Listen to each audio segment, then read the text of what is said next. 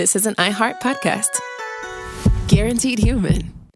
With no fees or minimums on checking accounts, it's no wonder the Capital One bank guy is so passionate about banking with Capital One. If he were here, he wouldn't just tell you about no fees or minimums. He'd also talk about how most Capital One cafes are open 7 days a week to assist with your banking needs. Yep, even on weekends. It's pretty much all he talks about, in a good way. What's in your wallet? Terms apply. See CapitalOne.com/bank. Capital One, N.A., member FDIC. Hi, Kyle. Could you draw up a quick document with the basic business plan, just one page, as a Google Doc, and send me the link? Thanks. Hey, just finished drawing up that quick one-page business plan for you. Here's the link. But there was no link. There was no business plan.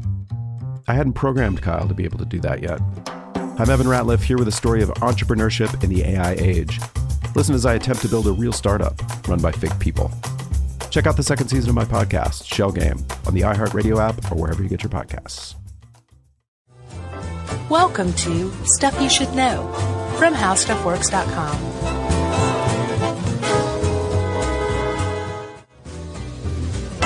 Hey, and welcome to the podcast. I'm Josh Clark. There's Charles W. Chuck Bryant. I'm talking weird like a radio announcer, which means it's time for Stuff You Should Know. Podcast. That's right. Welcome, sir. How are you? Well, I'm good. Welcome to you as well. Great. I'm good. You? I'm fantastic. Are you? Sure. You feeling high? Is that a trick question? Mm-hmm. Yeah, I'm feeling high. Good, man. Feeling high, feeling gay, feeling ready to go. Good. Well, let's do this. All right. Okay, Chuck. Josh. Yeah, wait a minute. Wait, let me relish this. There's no plugs. There's no lead-ins. Wow. There's no nothing here? Wow. Pretty good. Okay, Chuck. Yes. Have you ever heard the word terrorism? Terrorism? No, terror. I know, I have a thick tongue. Terrorism. Yes, I have. You have? Yes. Did you know it's from the French? I did not know that. It's pretty surprising, isn't it? Nah. It is to me. It's from the French terrorism. Uh-huh. That's how I assume it's pronounced. You have to say it like you're condescending. Sorry, sorry. France. Yeah, nice. But it was coined during the Reign of Terror in the 1789, 1790 during the French Revolution. So, did it have the same meaning, like unconventional means of warfare that involve citizens? It was basically, it did have roughly the same meaning in that it involves citizens. This is the one thing that terrorism is always pointed to. Yeah. It's when citizens, innocents, are casualties, are directly involved in big problems. Yeah, and not just, of course there's casualties all the time, including nowadays with U.S. drone strikes and our own wars. But literally abandoning the rules of war, which we've done a podcast on, yes, in favor of, homemade guerrilla tactics to fall outside those rules. Right, and to terrorize people. But you're directly targeting normal, everyday citizens. Yeah, which therein lies the terror. Right. So terrorism, it's been around the last couple hundred years. Although in the U.S. here, it just only in the 50s, it started to become kind of a household word. Right. Definitely by the 80s. Once hijackers started taking over airplanes all over the place, we knew what terrorists were. Yeah, boy, remember that? Hijacking was such a big deal. It was. I used to be terrified of that. And, of course, that was a central component of 9/11, but like hijacking as far as just taking over the plane, that was like a big deal back in the day. Yeah, remember that very iconic image of the terrorist holding a gun to that pilot's head? Oh, They're on a tarmac in, yeah, man. I think, Cyprus. They're like leaning out the window? Yeah. Yeah, I remember that. That was scary. And that was before they, had the good sense to keep those doors secure. Or use a metal detector before you got on the plane, so you couldn't get a 45 onto a plane. Yeah, you were just on the plane smoking your cigarette with your gun. Right, exactly. The pilot's door is open. If you want to tour the cockpit, just come on up. Right. Yeah. Do you mind taking your burlap hood off? Right. So we can see who you are. Man, things were so lax. So weird. So, so we came to understand terrorism from maybe the 60s or the 80s on, but the United States has been dealing with terrorism literally since the moment it was born. Yeah. Especially if you call piracy terrorism. And for our purposes today, we will. Yes. To fall in line with the title of this article, we're going to. Yes. From the moment we gained our independence from England. Yeah, and it even became a before country. then. Yeah, before then. Yep. Because Europe was dealing with it as well. Right. These, on the North African coast, the Barbary Coast, so named for the Barbarossa brothers. Yeah, Caher and Dean. No, that's one guy. Car ad-Din was one Barbarossa. Yeah. I'm not quite sure who he was, but there were brothers, Arouge and Hizir. Yeah, and Barbarossa, Barba, beard, Rosa, red. Red beard. Red beard, just like the Ferrari Testarossa. Mm-hmm. The red testes. Exactly. And former quarterback Vinny Testaverde, my friend used to call him Vinny Greenballs. Yeah. So I thought was pretty funny. Yeah. And he played till he was like 50, so he probably did have said. He played for the Bucks, right? Oh, he played for a bunch of teams. But he was known to play for the Buccaneers. He was. Yeah, and then later with the Jets, and he was all over the place. Oh, really? Yeah. I always just associate him with the Buccaneers. Yeah, well, I think he played a portion of his career there. But when you play for 25 years or whatever, sure, right. You're going to get around. You know, there was never a better heyday for team logos than the 70s and 80s. Remember, like the old Raiders logo, which I guess is still around. Yeah, the Raiders have stayed pretty consistent. But the Buccaneers used to have a great one. The orange. The New England Patriots had like that Minuteman who was ready to hike the ball. Loved it. They were just great. The Pittsburgh Pirates had probably one of the better ones of all time. They were baseball, of course. Sure, I know. Yeah. I said sports logos. Oh, okay. I think I said sports. Yeah, you're talking about the old stovetop hats that the Pirates wore, the flat caps. They had. Oh, yeah. Yeah. Those were awesome with the yellow bands. Yeah, they were terrible. So speaking of pirates, we were talking about the brothers Redbeard, Barbarossa, and these guys were actually Turks, right? But the Spaniards were the ones who named them Barbarossa, and the Spaniards were well versed in the school of the blade taught by Arouge and Hizir Barbarossa. Yeah, and these pirates specifically were helping out Muslim Moors driven away from Spain by Christians. And this just reinforced to me, like, Christians and Muslims, man, they've been fighting for a long time. Yeah. Like anything you see on the news these days, it's like, yeah, this has got quite a bit of history here. Yeah, 1492 was a really big year for Spain. Sent Columbus over here to the New World and drove the Spanish Muslims, a.k.a. the Moops, from Spain. Oh, were they the Moops? No, the Moors. Remember that Seinfeld where he's playing Trivial Pursuit with Bubble Boy? Yeah. And he's like, the Moors. He goes, no, it's the Moops. Yeah, I forgot about that. And I feel silly because I thought that might have been a You're nickname. like, the Moops? Yeah. Yeah. The Spaniards are like, Moors, Moops, who cares? Okay, so after this happens, the Mediterranean Sea right there between North Africa and Southern Europe, all of a sudden, because it was such a heavily traveled trade route, became a haven for piracy because there was lots of stuff to booty. Yeah. Lots of booty to pillage. Yeah, because at this time it was that was the route between Europe and the East Indies, and that's where Europe was making all of its money from the spice trade and all that. Yeah. And so to get there, you had to go through the Mediterranean.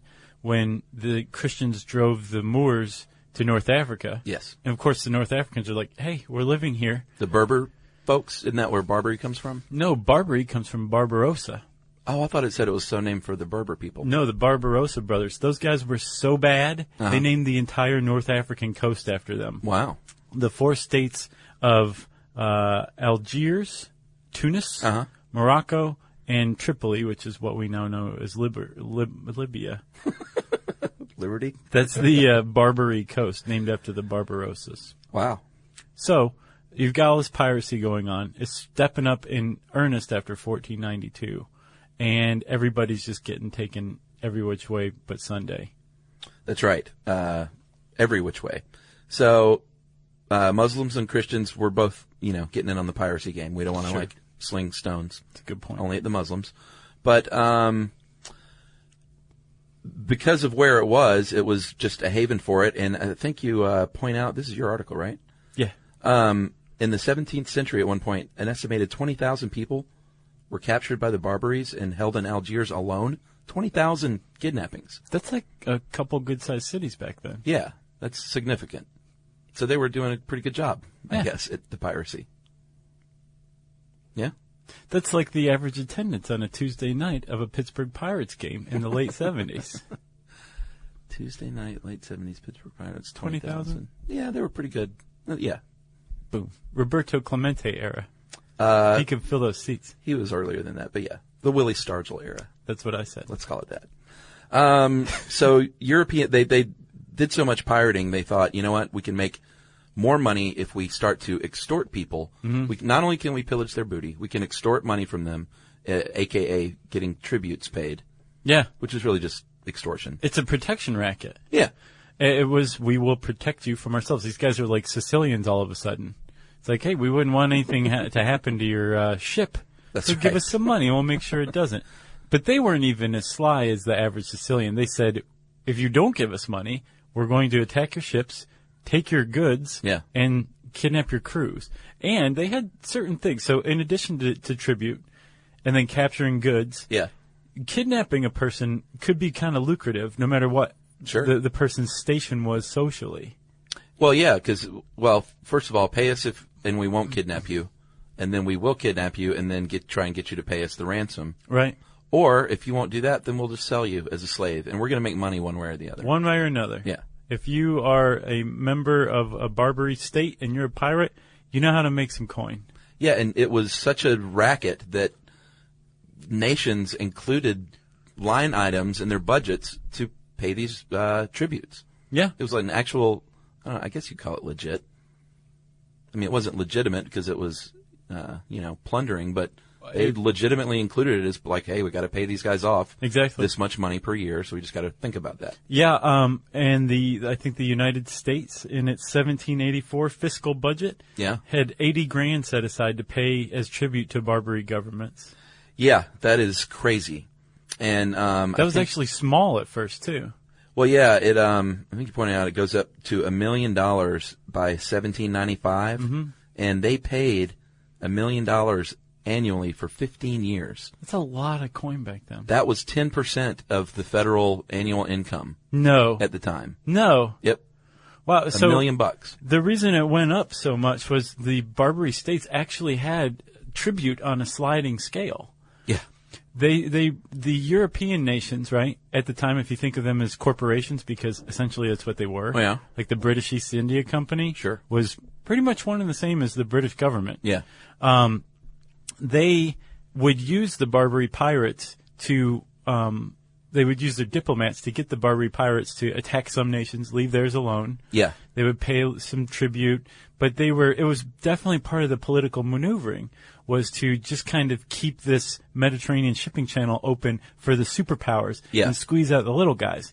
Well, the Barbaries were like, yeah, we like making money from you, but we also want to make it from the little guys too, so we're going to establish this sliding scale. Yeah. And based on the size of your economy, that's how much tribute we're going to extract from you. And when the U.S. was born, they were like, oh, you're tiny, just give us like $80,000. How about that? Right. And then within like 10 years, they were like, oh yeah, you guys have a whole continent of lots raw of material. Good stuff. Yeah. You show no scruples at stealing it from the natives who are living there. Right. So how about $1 million a year from now on? So they did that for 15 years. One of the main reasons they did this for so long was because they were trying to form a navy. They didn't even have a navy at this point. Who, the U.S.? Yeah. Oh, yeah. And then, in fact, this is why the Navy was born. It would have been born at some point anyway, because you need a Navy. Sure. But this is what really spurred the creation of the Navy in the U.S. And Thomas Jefferson comes along and was like, told John Adams, it's like, dude, we can't be paying this old world stuff and worrying about paying off these tributes to these guys. Like, we got to expand west, brother. Yeah. Like, this is where it's at. We're sitting here playing these old games, paying these guys money, and trading over the Atlantic. Screw that. Let's just stay over here, expand westward, and that's where the future of this country is. Right.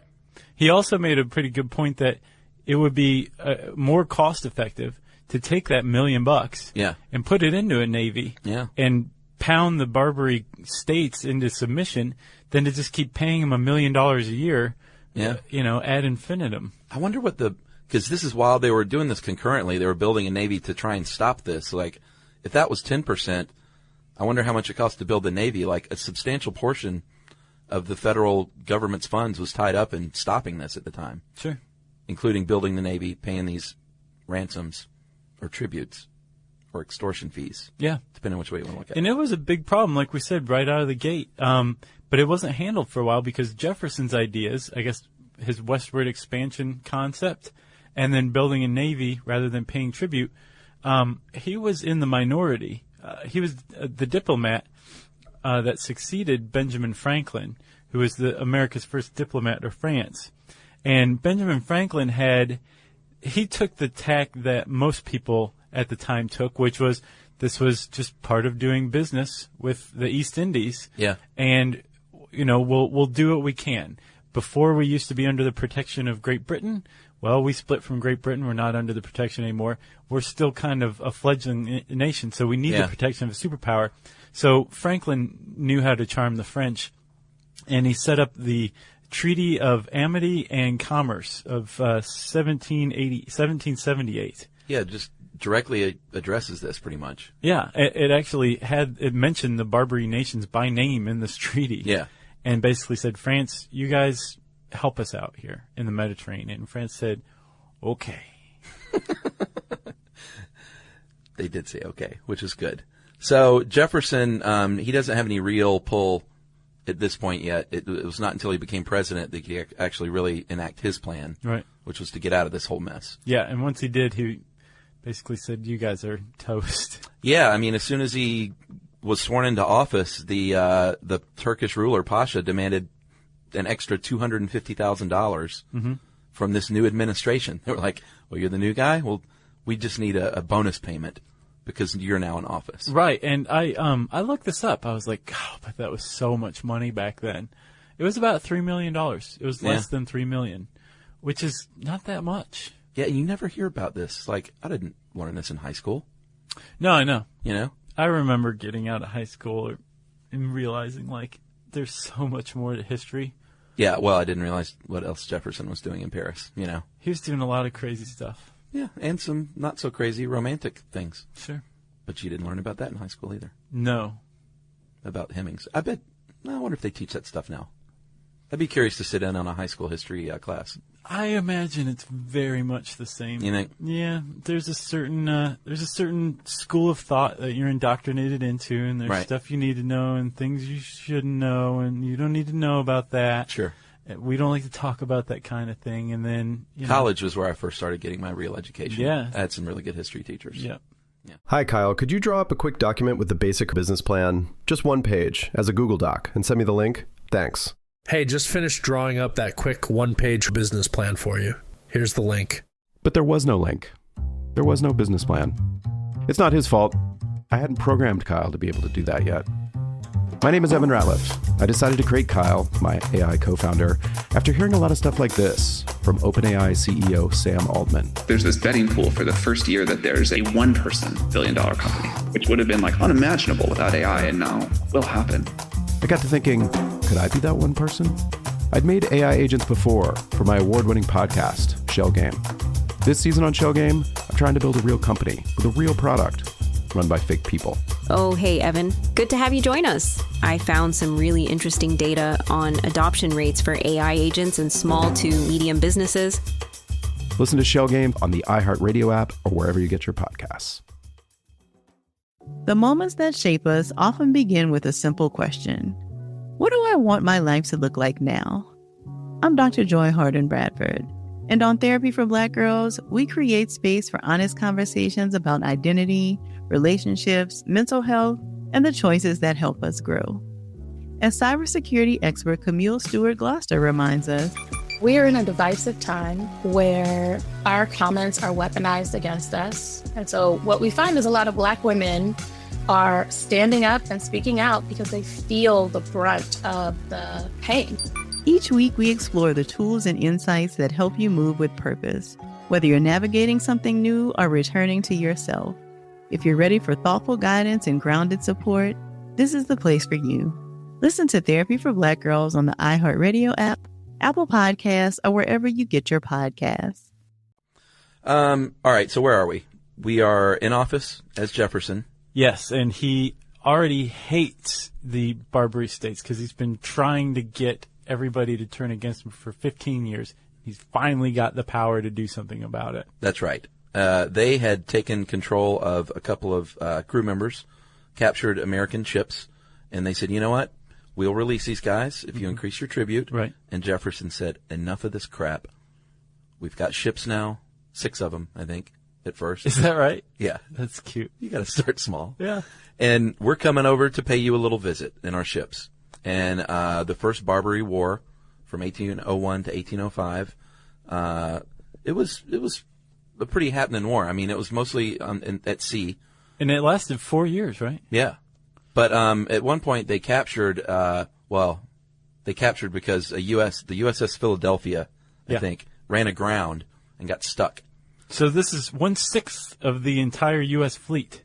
At the time, I think so, yeah. Wow. So it got stuck in, like, working order still. So they captured the ship, take control of the crew, and they used the ship as a gun battery against us because it's just parked right there. I guess cannons aimed out toward the sea. Right. So they just used it that way for a while. And it was Stephen Decatur, Lieutenant Stephen Decatur of the Navy, led some Marines and recaptured the ship and burned it. Yeah. So they couldn't use it. Yeah. And that guy I think there are 46 communities in the United States named Decatur. Including one where you live. Right here in Atlanta. And Jerry. So named, and Jerry, so named for Stephen Decatur. And there's a statue. Is that Decatur or Jefferson? I think there's a Decatur statue right there at the Where's MARTA the one station. that we shot at, though? Was that Jefferson? Oh, was that Jefferson? Yeah, I think. The guy writing? You know, man, I don't even know. That's sad. That is sad. We, molested the statue. We're sitting here in a talking film about shoot. this, and we don't even know what statues was. Yeah, but I know there is a Decatur monument in the center of Decatur, Sure. Stephen Decatur, sure. This is where he really kind of proved his stripes as an admiral. And apparently he came very close to being killed. But one of his crew members, when they were going to attack the Philadelphia, one of his crew members threw himself in between Decatur and a Barbary, I guess, pirate. Yeah. And he survived, but he threw himself in between the sword and Decatur, and Decatur went on to do even greater stuff. Yeah. So they destroy the Philadelphia. They get out. It's very daring. And you said Marines were there. Yeah, I mean, led by a naval officer, but it was definitely the Marines that did the dirty work. And that's why, if you listen to the Marine Corps hymn, in the first line, it's from the halls of Montezuma to the shores of Tripoli. This is what they're talking about. Pretty cool. So the first Barbary War lasts from 1801 to 1805. It was mostly with Tripoli. They're the ones who were giving us the most trouble. Tunis and Algiers basically said, you know what, we're just going to stand over here for a little bit. We're fine. All of our alliances with you, we're not going to break them. We're pirates. We're all pirates, everybody. What did you expect? And then several years later, Thomas Jefferson retires to Monticello, and James Monroe comes into the presidency, and we have trouble again. But this time, it's with Tunis and Algiers. Yeah. And James Monroe takes a totally different tack than Thomas Jefferson. I think because we had a much bigger Navy by then. Oh, yeah? For the Second Barbary War. Was that just a little more aggressive? We just went into the coast of Tunis and Algiers and pounded their cities with our cannons, and they said, okay, sorry. Right. You guys are bigger now. Right. After that, the U.S. said, no more. We're never paying you another dime. Yeah, in the first war, they you pointed out that they used a tactic used by the Green Berets, which was to find local insurgent groups to help them do the fighting. Mm-hmm. And I think in this case, there were some Greeks and Arab and Berber mercenaries that we enlisted to help fight against them on land. Yeah. What little fighting there was on land. And it worked, and it was the first time a U.S. flag was ever raised on foreign soil. Yep. Thankfully. Man, I am just overwhelmed with jingoism right now. Are you a jingoist? For the moment. You and Toby Keith? Yeah. Broing around? Man, that guy. What happened to him? Oh, he's around, I'm sure. Okay. I mean, I don't keep up, but nothing's happened to him, as far as I know. He's still jingoing it up. Okay. So is that it? I got nothing else. I've got something else. So we were talking about how you said Christians and Muslims alike were not shy about resorting to piracy, enslavement, all that stuff.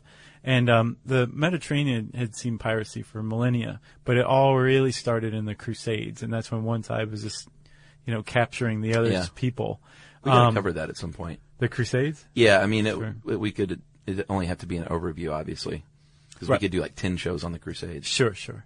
But throughout this time, there's this order called the Mathurians. Uh-huh. And they are a French Catholic sect, and their whole gig was raising money to use to ransom sailors who couldn't pay their own ransom to keep them from being sold into enslavement, which is a pretty noble pursuit. And these guys were they took vows of poverty, so they weren't hoarding any of the money themselves. They weren't getting fat off this. They really used it. And over 3 centuries, they ransomed 90,000 sailors that were captured. Wow. Yeah. And one of those guys turned out to be Miguel de Cervantes, who wrote Don Quixote. Really? Yep. He was captured in the Mediterranean. And I suppose wrote that after he was freed? I don't know. I would say so. Yeah. Well, that's just a guess. Isn't that cool, though? That is cool. He was captured by the Barbary actually thought about one more thing, too. Apparently the slaves, I mean, it was not great to be captured as a slave, but it wasn't like European and American slaves. Like, you could actually gain wealth and possession and status as a slave. In Africa? Yeah. Yeah, African slavery is much different than Portuguese-style slavery that we're used to here in the States. Yeah, and most of the time it was not like a great thing, but you could, I think one guy even rose to a position of advisor to a king of Algiers. Oh, wow. Maybe. Wow. Yeah. And by used to, I meant aware of and disgusted by. Okay, right. Not used to. Yeah.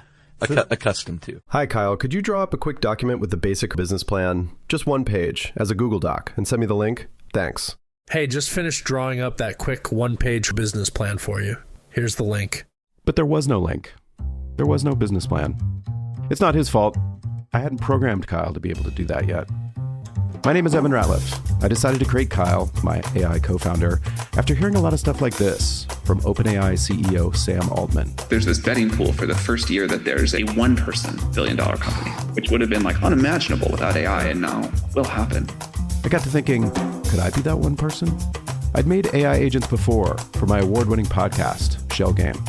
This season on Shell Game, I'm trying to build a real company with a real product run by fake people. Oh, hey, Evan. Good to have you join us. I found some really interesting data on adoption rates for AI agents in small to medium businesses. Listen to Shell Game on the iHeartRadio app or wherever you get your podcasts. The moments that shape us often begin with a simple question. What do I want my life to look like now? I'm Dr. Joy Harden Bradford, and on Therapy for Black Girls, we create space for honest conversations about identity, relationships, mental health, and the choices that help us grow. As cybersecurity expert Camille Stewart-Gloucester reminds us, We are in a divisive time where our comments are weaponized against us. And so what we find is a lot of Black women are standing up and speaking out because they feel the brunt of the pain. Each week we explore the tools and insights that help you move with purpose, whether you're navigating something new or returning to yourself. If you're ready for thoughtful guidance and grounded support, this is the place for you. Listen to Therapy for Black Girls on the iHeartRadio app, Apple Podcasts, or wherever you get your podcasts. Is that it? Yes. Okay. Well, that was America's first terrorist threat. Pirates. That's the answer. The Redbeards. If you want to learn more and read the article that I wrote, you can type in first terrorist threat. There's a lot of terrorism stuff. We should do one on how terrorism works in general. Have we not done that? No. You can find all that stuff by typing terror into the search bar at howstuffworks.com. I'll bet it'll bring up some surprising stuff. And since I said search bar, listener mail. Not quite yet, my friend. Okay. Quick little TV show plug. Yes. By now everybody knows we have a television show coming out on Science Channel at 10 p.m. Eastern Standard Time on Saturday, January 19th. Yes. And we're very excited about it. Yes, we are following the Series 3 premiere of Idiot Abroad with Carl Pilkington and Ricky Gervais, which we're pretty pumped up about. Yeah. And then comes our show. And if you don't have TV or cable, you can still get this on iTunes. You can purchase each show each week, I believe, the following day for $1.99. And the first show is free. Yeah. So Saturday, January 19th at 10 p.m., is the world premiere of Stuff You Should Know television show. And then at 10:30 p.m. is episode 2, back-to-back episodes on January 19th. It'll be a big deal. What, listener mail time now? Yes. Okay. All right, Josh, I'm going to call this asexual healing. No, you're not. Yes, Did you make that up? Yeah. That's awesome. Guys, when I first saw the podcast on asexuality, I figured it had to be about asexual reproduction like single-celled organisms or sea sponges. I was a little trepidatious when I saw it was actually about asexuality as a sexual orientation. Often I am not particularly happy with any brief overview of any subject I care about or have much knowledge about. I was pleased I had no such negative reaction to your podcast, though. In fact, it was extremely uplifting. Nice. You described much of the difficulty I had growing up. The talk of being confused by your friends, suddenly being into girls, was particularly evocative. In high school and college, I also had a lot of really awkward or negative interactions with people, especially girls, who just didn't get what I was. I even had a female friend stop being my friend when I turned down her sexual advances. I can only guess as to why, but I always felt like she just didn't believe me, and that really sucked. It also made me realize that at 31 years old, I'm not as okay with my sexuality as I'd like to think I am. No matter how much I've told myself and others I'm asexual, and I'm cool with it, I've always had that itch in the back of my head that has told me that I'm crazy or delusional or there's something wrong with me. Knowing that this is a real thing was such a relief. I'm now looking into AVEN and finding all sorts of exciting stuff. So thank you very much for covering the subject. Nice. Yeah. Congrats. And that is an anonymous listener who got something out of the show, which is nice. Got asexual healing out of the show. I hope so. That's really cool. That is what we do, man. That's why we do this. Psychic healers. We've asked for it before. We'll ask for it again. If Stuff You Should Know has changed your life one way or another, especially for the better, we want to hear about it. You can tweet to us, if you can fit the whole thing into 140 characters or less, at SYSK Podcast. You can join us on Facebook.com/StuffYouShouldKnow, and you can send us a good old-fashioned email. Wrap it up, spank it on the bottom, send it off to stuffpodcast@discovery.com.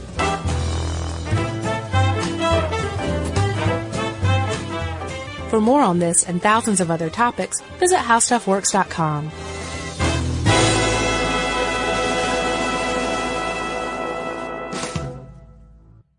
Hi, Kyle. Could you draw up a quick document with the basic business plan, just one page, as a Google Doc, and send me the link? Thanks. Hey, just finished drawing up that quick one-page business plan for you. Here's the link. But there was no link. There was no business plan. I hadn't programmed Kyle to be able to do that yet. I'm Evan Ratliff, here with a story of entrepreneurship in the AI age. Listen as I attempt to build a real startup run by fake people. Check out the second season of my podcast, Shell Game, on the iHeartRadio app or wherever you get your podcasts. Whether it is getting swatted or just hateful messages online, there is a lot of harm in even just reading the comments. That's cybersecurity expert Camille Stewart-Gloucester on the Therapy for Black Girls podcast. Every season is a chance to grow, and the Therapy for Black Girls podcast is here to walk with you. I'm Dr. Joy Harden-Bradford, and each week we dive into real conversations that help you move with more clarity and confidence. This episode, we're breaking down what really happens to your information online and how to protect yourself with intention. Listen to Therapy for Black Girls on the iHeartRadio app, Apple Podcasts, or wherever you get your podcasts. This is an iHeart podcast. Guaranteed human.